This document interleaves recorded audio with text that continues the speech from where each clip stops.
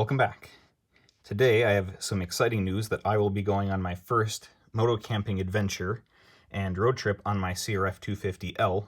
This will be a 4-day trip that I'm going to call the MN'TWAT. You can kind of guess where the haha tee-hee is in that name, but the real name would be Minnesota Trans-Wisconsin Adventure Trail. Kind of a combination of, because half of my trip is in Minnesota, half the trip is in Wisconsin, and the Trans-Wisconsin Trail, the TWT, is a real thing. Most people call it the TWAT for obvious reasons.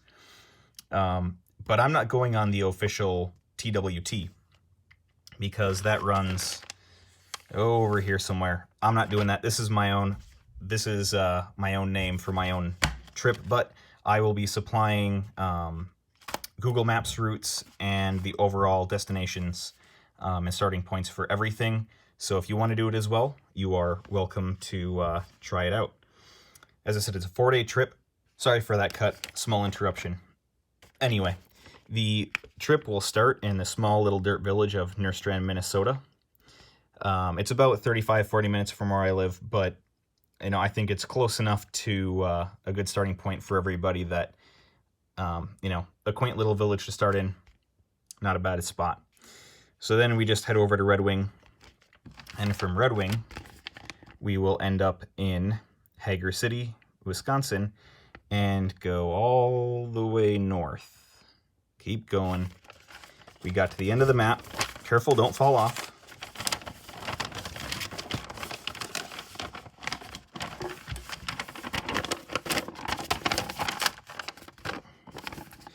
And we'll end up in, where is it?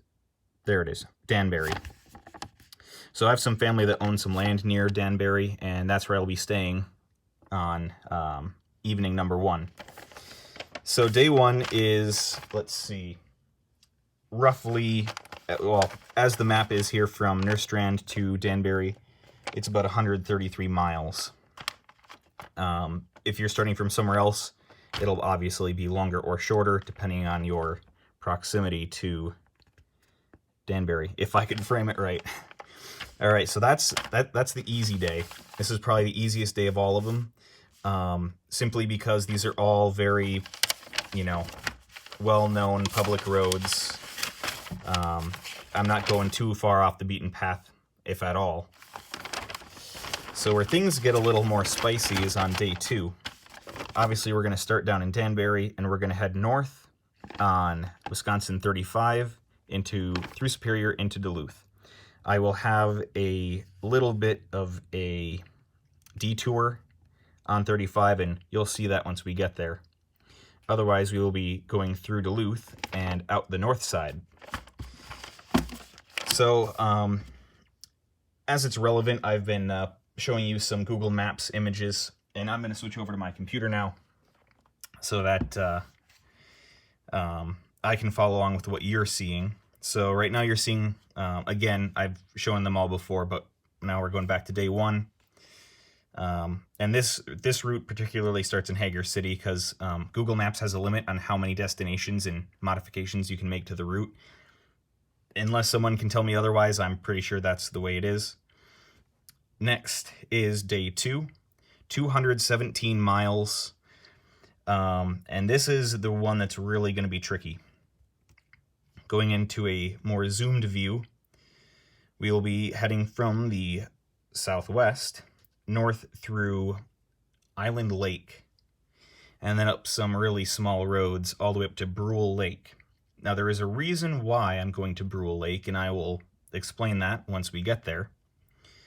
And then day 3 is a little bit easier, have some small roads to get back to the main road, and then I just figure I'm probably going to be really tired at this point, so we're going to do the easy Highway 61 North Shore all the way back down into Duluth, and then back down to Danbury, where I'll stay for the third night into the 4th day. And then it's going to be back to Minnesota the same way I came. Well, what is a difficult part about about day 2. Well, I'll have to show you the tricky part about day 1 first.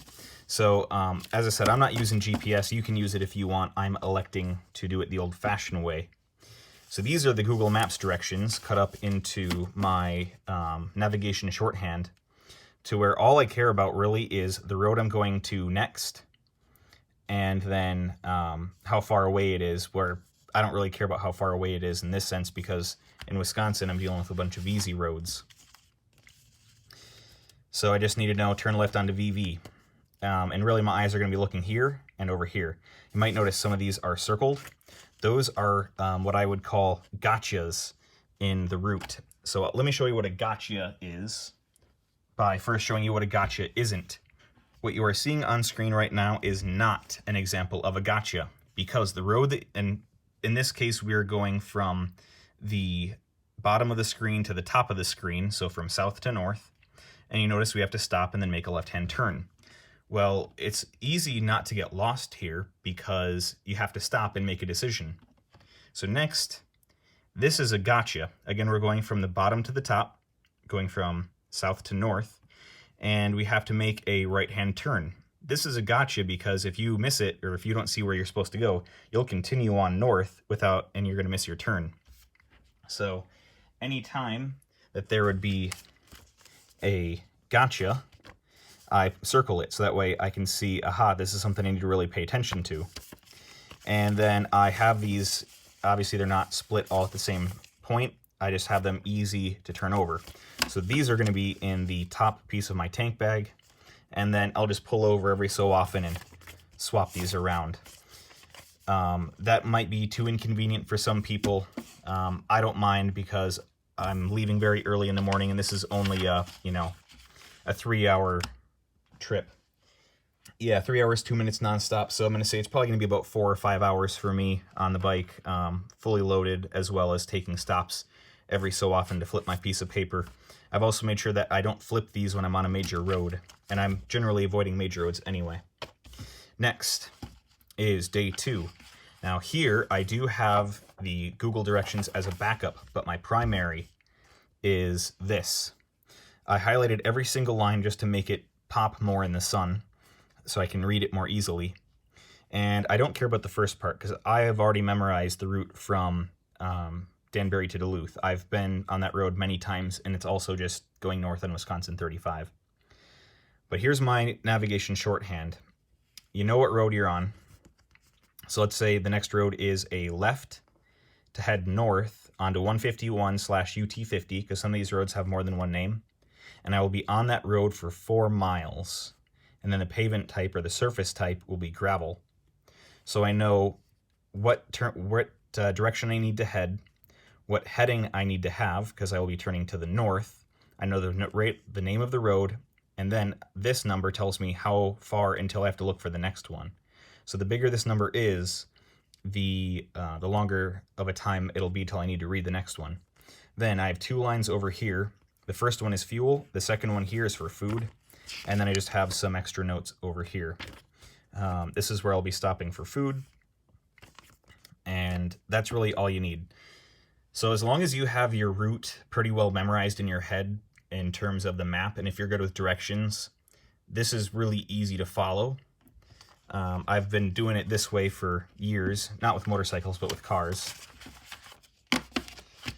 And then you just got to figure out what your maps are, follow your routes. These are from an atlas that I carefully unbound, and then I'm only taking the pages that I need. This is, again, just a backup. I'm not going to be reading off of these as I go. They're a backup in case I get lost and I don't have cell service, because most of the places up in the North Shore and above in the BWCA, 0 service. Next is day 3. This is significantly shorter because I'm just going to be starting at Brule and then heading my way south until I get to 61. It's only about 25 miles. And then Lutzen for a fuel stop. Here is the most critical part of this entire journey, and that will be day 2. I will be going about 170 miles without any refueling. I do have this 2-gallon giant loop gas bag. This doubles my range. I did actually run my bike out of fuel a couple weeks ago, and I got 130 miles of range. That was unloaded.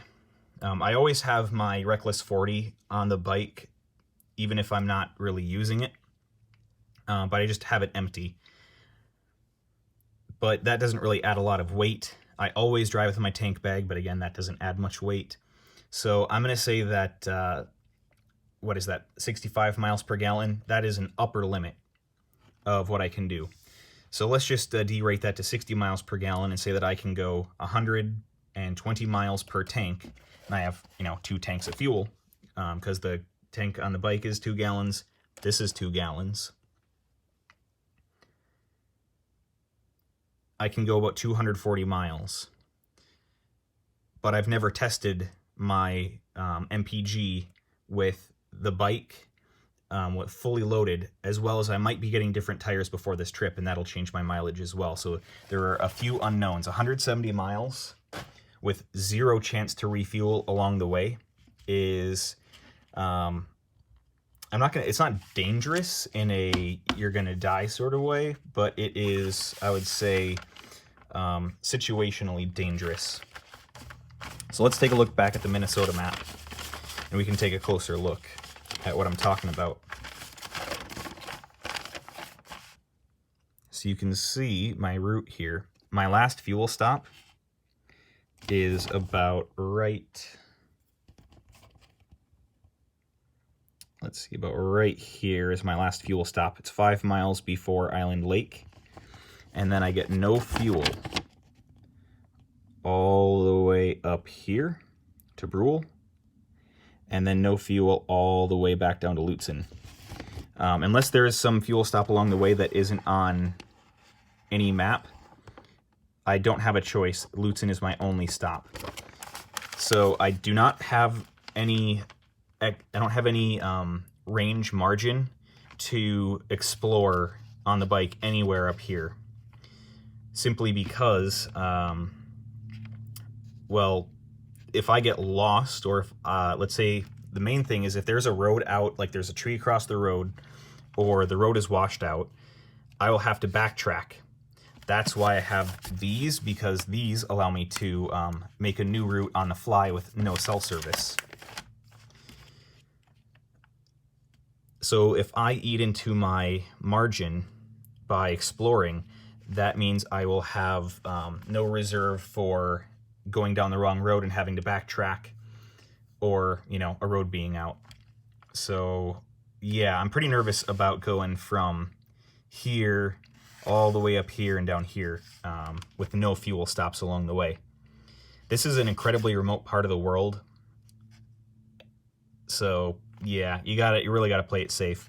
And you can see in part of this, like this map doesn't even show you the roads that I'm gonna be on because they're too small. The Atlas does. The Atlas is awesome. I can't really show you these for copyright reasons, and because I want to respect the makers of these maps. These generic state maps I don't really care so much about. They hand these things out for free at the border. One more fun fact before we go. I will be very near the highest point in Minnesota, Eagle Mountain, at 2,301 feet. I'll be right in that area. However, I don't have the fuel margin to go over and check it out. So, boo-hoo.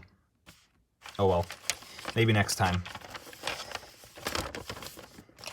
Really, the better way to do this, if I wanted to check out this area, would be to add a day or two to the trip, come down to Lutsen for fuel, and then go back up and explore this area more, and then go back down to Lutsen for fuel, and then go home. But I don't have the time for that. Well, I hope you enjoyed that look at this adventure route called, well, the MN'TWAT. I think it is a good first step into some long-distance adventure riding. The total distance from my house out there and back, which, isn't included in these maps up for, privacy reasons, it's about 850 miles round trip.